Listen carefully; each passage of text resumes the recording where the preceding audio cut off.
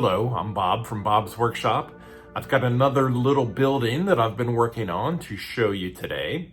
In this episode, it's going to be the assembly. In part 2, I'll paint it and complete it all together. It's another one made of foam core, cardboard, hot glue, and XPS foam insulation.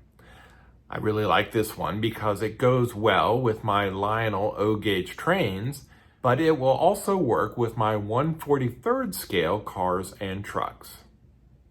Here it is, and I hope you like it. Foam core has been pretty fun to work with. I like how easy it is to cut, and it's pretty cheap. Today I'm using it to make a garage, but it could also very possibly be used as a small fire station. I have quite a few 1/43rd scale cars, and even some fire trucks in the same size. I also want to use this with my Lionel O Scale train layout, which is approximately 1/48th scale. So this building will serve a variety of roles.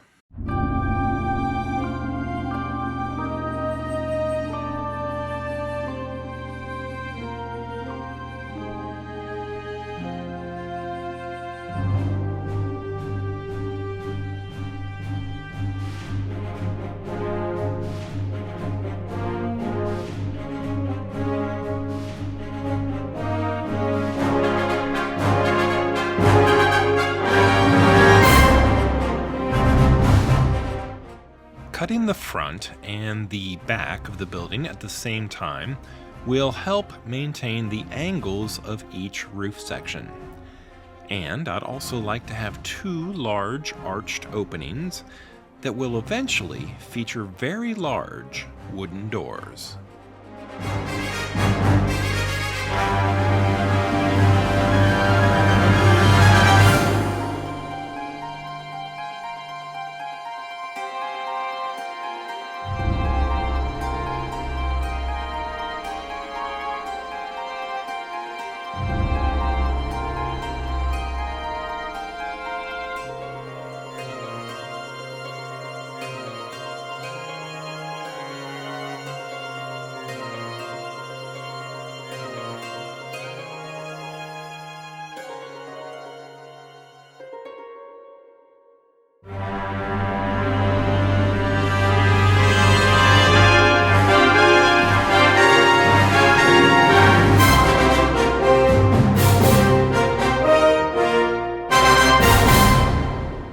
I've seen other buildings that feature a stepped roof with windows high above the interior floor.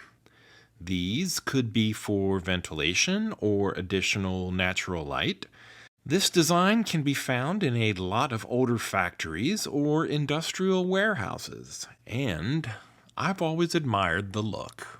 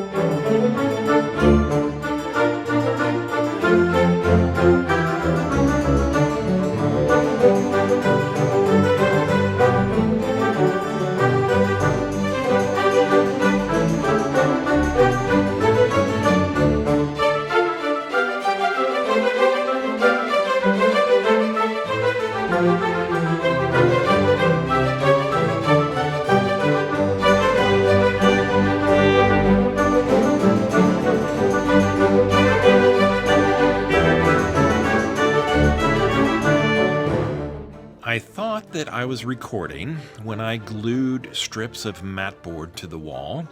I also thought I captured the installation of cut-up file folders to indicate a concrete floor. The same goes for the fine sand that I spread at the base of each wall. All that footage disappeared, or I wasn't recording when I thought I was. But anyway, it's gone. But here's what it looks like after the installation of those materials. I decided to include an interior when I realized how much you'd be able to see through each doorway. The matboard timbers, the file folder floor, and the fine sand were all covered in a matte finish Mod Podge before I began painting with acrylic craft paints.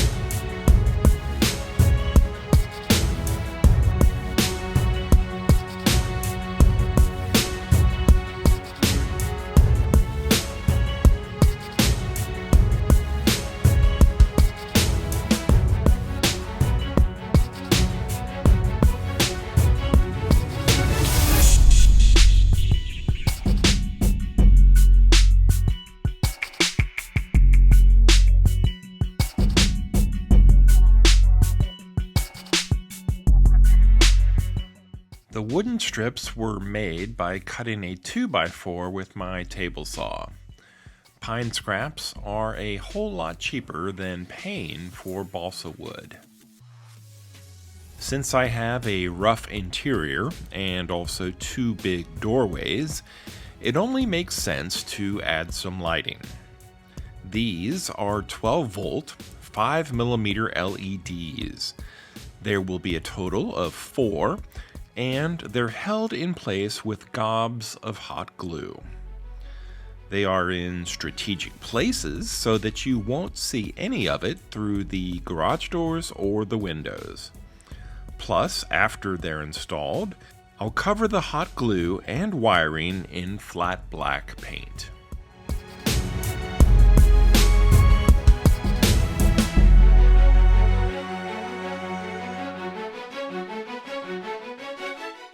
The white wire was used so that I can add an adapter plug after snaking its path to come out in the back of the building. This wire will also be painted flat black.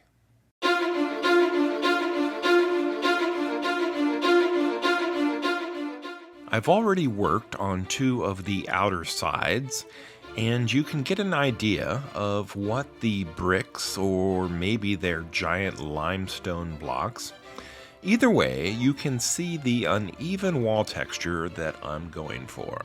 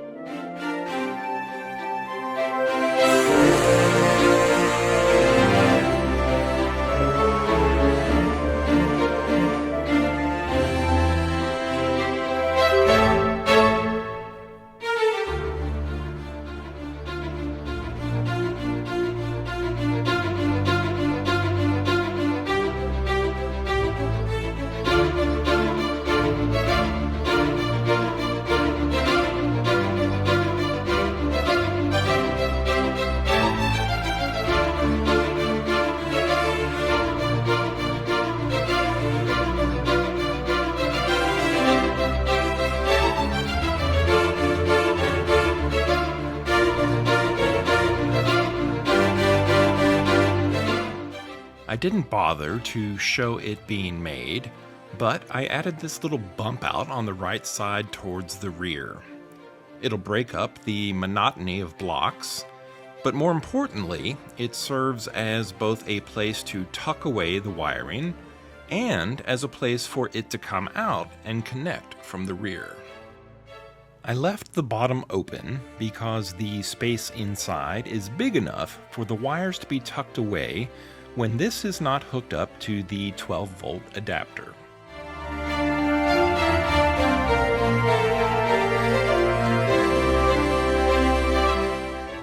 Most of the blocks have been hot glued to the other two sides, but I thought it might be good to show the installation process on the one remaining side.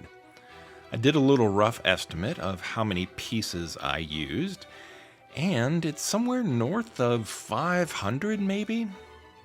It might be better not to think about that number, but for me, I found the repetitive work oddly satisfying.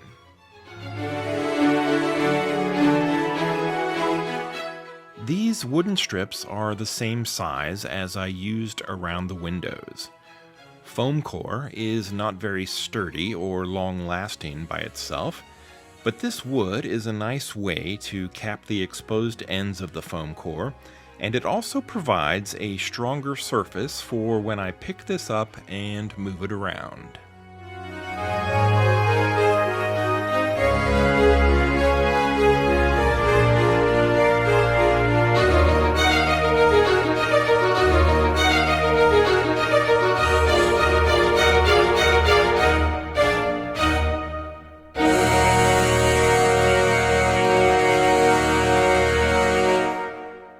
The same sized wood is used again to create the vertical siding on my rear entrance.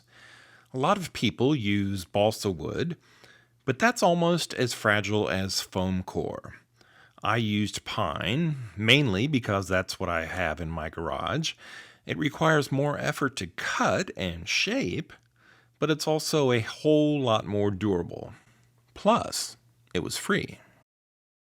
Speaking of free, you may have heard me mention that I live near a custom frame shop, and they throw away a whole lot of usable scraps, like cardboard tubes, remnants of foam core, and mat board, which is what I'm using here to make my shingles.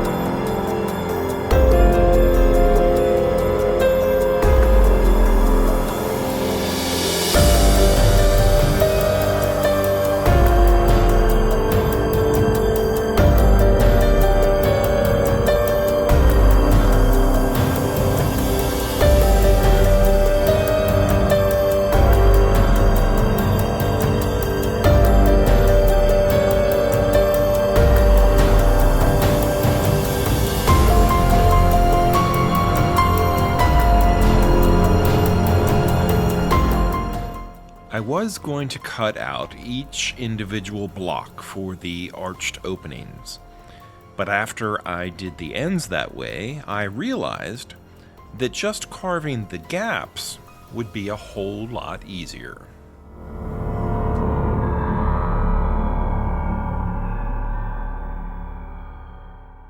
XPS foam insulation is pretty easy to shape, and I think that's also part of its fragile nature.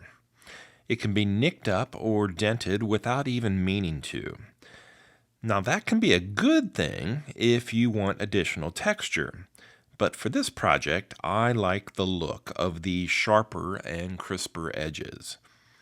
This whole thing will get a coat of Mod Podge before painting.